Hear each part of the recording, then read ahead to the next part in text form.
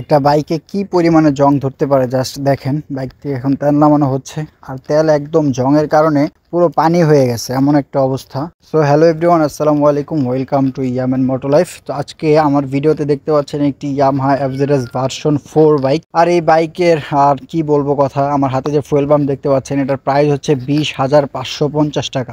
এই বাইকের ফুয়েল পাম্পের পাশাপাশি ফুয়েল ট্যাঙ্ক এবং আরও কিছু অ্যাক্সেসরিজ, আরও কিছু প্রোডাক্ট এই বাইকে নষ্ট হয়ে গেছে। বিশেষ করে এই বাইকের সাইড স্ট্যান্ড সেন্সরটাও নষ্ট হয়ে গেছে, যার কারণে এই বাইকটি মূলত স্টার্ট করাই যাচ্ছিল না। আর স্টার্ট যদি কোনো কারণে হয়ও সেক্ষেত্রে 2-3 সেকেন্ডের বেশি সেটা থাকছিল না। সো এখানে দেখতেই পাচ্ছেন আমরা আমাদের এইখানে এই সম্মানিত কাস্টমারকে একটি ফুয়েল ট্যাঙ্কের ওয়ারেন্টি দিয়ে দিই, এবং এই সময় যে ভিডিওটা করছি সেটা হচ্ছে ওয়ারেন্টি পাসটা তাদেরকে আমরা লাগিয়ে দিচ্ছিলাম, যার কারণে এই ভিডিওটা আপনাদের সাথে একটু শেয়ার করা।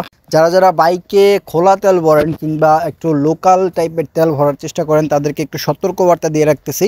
যদি আপনি খোলা তেল ভরেন কিংবা তেলের মধ্যে পানি থাকে, বাইকের ট্যাঙ্কির মধ্যে পানি ঢুকে, কিংবা আপনার বাইক 10,000-15,000 কিলোমিটার পর পর যদি ফুয়েল পাম্পটা ক্লিন না করেন, সেক্ষেত্রে এরকম আপনার বাইকের ফুয়েল ট্যাঙ্কের পাশাপাশি ফুয়েল পাম্প পুরোটাই নষ্ট হয়ে যাবে। তখন বুঝতে পারবেন যে আসলে একবারে 20-30 হাজার টাকার মতো একটা খরচা লেগে যাবে আপনার। তাই সবসময় চেষ্টা করবেন বাইকে ভালো মানের অকটেন ইউজ করতে, যার ফলে আপনার বাইকটা আরও বেশি ভালো থাকবে। ভিডিওটা এই পর্যন্তই। সবাই ভালো থাকেন, সুস্থ থাকেন, টাটা।